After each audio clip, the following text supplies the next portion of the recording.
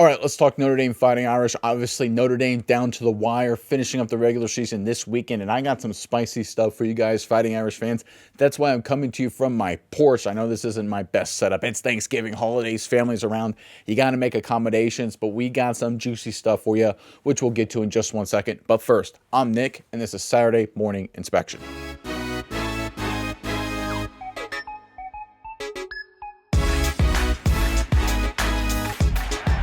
All right, the Fighting Irish football team obviously heading into their season finale, regular season finale, that is, against Stanford. A game they should win, have to go out and execute, of course. But we got some good moves around South Bend and in South Bend when it comes to Marcus Freeman. Plus, some interesting updates when it comes to Notre Dame, their playoff chances, and one-star player in particular.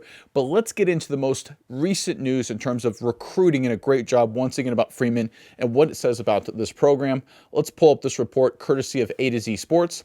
Notre Dame football and head coach Marcus Freeman have been recruiting on an extremely high level, that's putting it mildly, during the 2026 class, and that momentum has begun to spill over into the 2027 group. The Fighting Irish have been doing a tremendous job attracting a long list of impressive linebackers during his tenure, which continued on Wednesday. The Fighting Irish landed a commitment from 2027 Bradenton, Florida IMG Academy linebacker Amari Irvin. The IMG Academy star chose Notre Dame over finalists Georgia, Nebraska, and North Carolina. Funny enough, this wasn't the first member of the Irvin family who was committed to the Irish. That last name should begin ringing some bells for some Notre Dame fans. The last name should sound familiar to those who follow recruiting, as Amari is the younger brother of Cedric Irvin Jr., who was once committed to the Irish back in 2023. Notre Dame opted to move on from Irvin at that time, and he now plays for Stanford. His father was a standout running back with Michigan State back in the 1990s. Okay, so we're looking at a guy here in Irvin, the second time around, getting the second Irvin into the fold. First time didn't work out. Looks like they got another one. Here's where it gets interesting, guys. The report goes on to say, the younger Irvin is a talented player in his own right. He is considered a four-star player by multiple major recruiting platforms. On the 24/7 Sports Composite rating, Irvin sits as a number 236 overall player, the number 14 linebacker, and number 23 player in the state of Florida for the 2027 recruiting class. Again, the 27 class is early. These rankings are going to change and oscillate and be very wild as we get more information. As these kids play more high school football, I expect this younger Irvin here to drastically rise up the boards. The 6-foot-tall, 220-pound defender has been pursued by a long list of extremely impressive programs. Some of Irvin's top offers, including the Fighting Irish, Georgia, Alabama, Ohio State, Texas, Oregon, Michigan, Florida, Tennessee, Ole Miss, Penn State, yada, yada, yada. A lot of big names. If you're good at football, even if you're not good at football, you've been offering Irvin. As a junior this season, Irvin has solidified himself as an important member of the IMG Academy defense. In 9 games, he's tied for third on the team with 36 total tackles. He's also recorded 6 tackles for loss, 4 sacks, 13 quarterback hurries, 3 picks, and another pass breakup. That versatility that he brings is impressive. No kidding. You talk about filling up the stat sheet, guys. Exactly what we're talking about there. With how the recruitment ended between Notre Dame and Irvin's older brother, it is interesting to see how strong an impression the Irish made on the younger Irvin. He is clearly a talented athlete and one that the Irish value tremendously. Notre Dame won out on one of the more versatile defenders in the entire 2027 recruiting class, and early. So that final paragraph, I think, to me, is the whole story. Listen, Notre Dame getting a quality, versatile, 4-star player. Listen, good job, A+. It's what we come to expect, if we're being totally honest. The way Notre Dame under Freeman the last basically 12 months has done an incredible job upping their recruiting game. But here's where things get very interesting. A lot of times when you're dealing with familial relationships and things like that, and it doesn't work out with like an older brother or a father or an uncle or whatever, a cousin, usually that means the entire family is lost, right? Just because, if things don't work out, there's usually a personal element, as there usually should be, right? You're talking about the future of these kids here. So there's obviously going to be a lot of personal relationships. And if offers and commits don't really work out, usually that leaves a bad taste in everybody's mouth. Not the case here at all.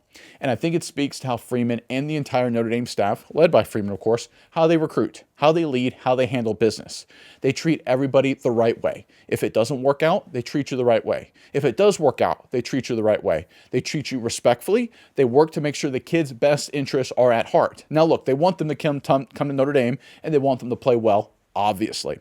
But the reality is, under Freeman's leadership, completely different, by the way, than Kelly. Completely different mentality. We all know the accusations and allegations against Kelly and how he treats players and people. But what Marcus Freeman has done is the exact opposite. He treats these people, these kids, these recruits, and their families with respect.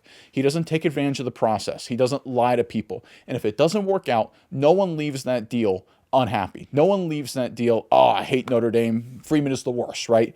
We saw this a few weeks ago. Remember when I talked about the fact that Notre Dame's going after Hall, the former Penn State commit, now that Franklin is no longer at Penn State, he's now available to be picked up, that a lot of programs are going after, and that Jeremiah Love's dad said, listen, come here to the 5-star running back. Come to Notre Dame. Jeremiah Love's dad has no reason for him to do that. Love will be gone. He'll be in the NFL making millions of dollars.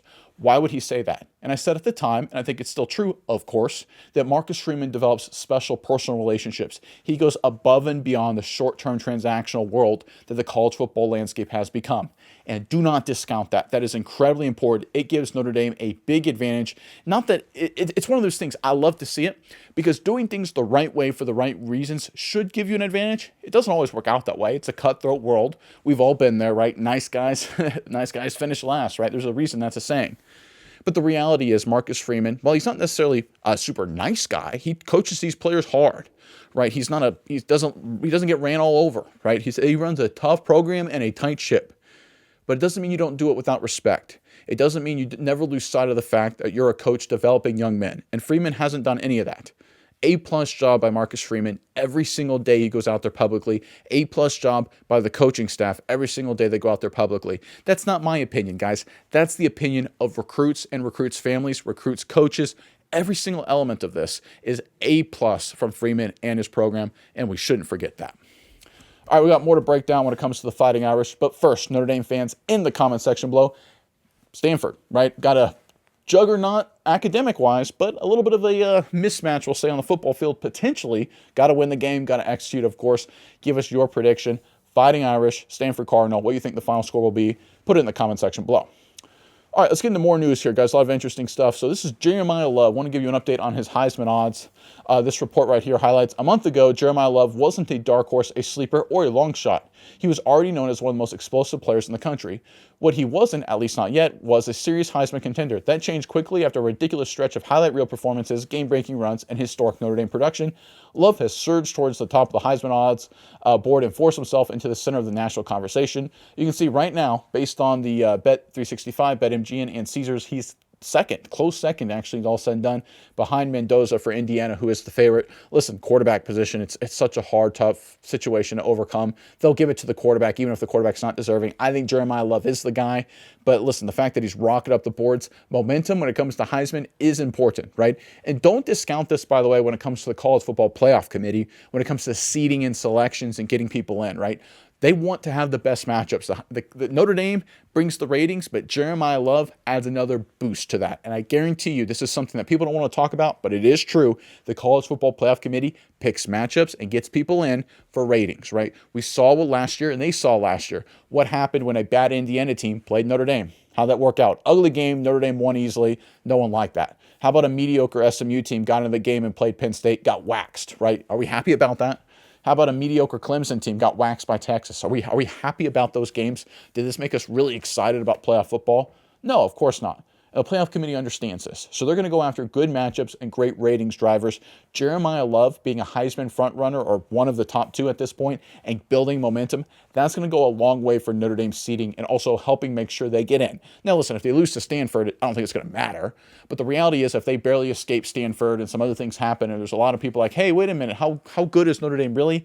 The committee is going to look at things like this and they're going to say, listen, we don't want to keep Notre Dame out. Massive fan base, national program.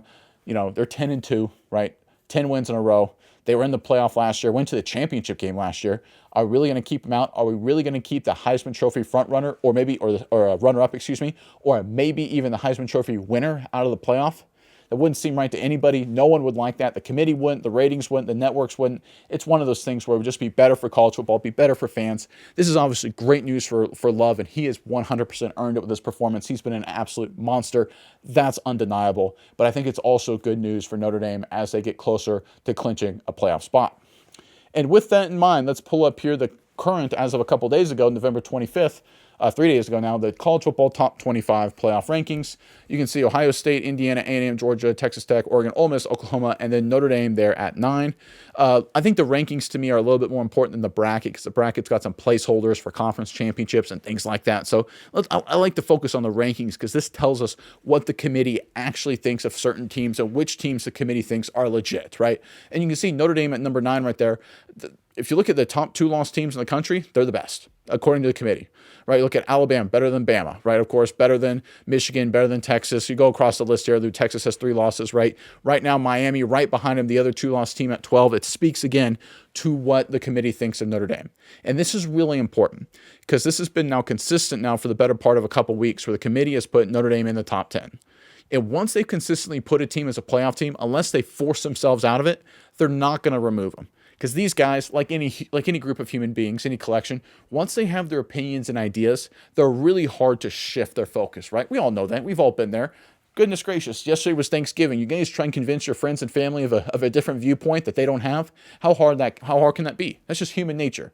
The fact that the committee has put Notre Dame in the top 10 in the playoff since the inception is a great sign for the Fighting Irish because it's going to be very hard for them to change their mind. The only thing that would happen is if the Notre Dame Fighting Irish gave them a reason to pull them out of the playoff. And the only thing I could think that would do that would be a terrible loss to Stanford, or something of that ilk, right? A miraculous last-second victory by Notre Dame where they lost half their starters due to injury. God forbid something like that happened. So again, right now Notre Dame just has to go out there and handle business, and they're going to be in, right? That's not my opinion. That's the committee's opinion, right? When you factor in, Love getting the Heisman Trophy attention, right? It's everybody when it comes to the real decision makers wants Notre Dame in. Now they've earned it. Right? There's a reason. 9 in a row, right? Played a lot of good football. They lost by 1 point to the number 3 team on this list, A&M. They lost by 3 points on the road to the number 12 team. Those are the 2, I hate this, but the committee counts this, the 2 best losses right now in the country. And they played good football ever since, been dominating people. Physical, quarterback play, defense, well-coached, blue blood. They check every single box. And I think the Fighting Irish are going to get in as long as they handle business against Stanford, which I think they obviously will. So the question now becomes, what should Notre Dame's seeding be? Where should they line up? Who do you want to play? That kind of matchup.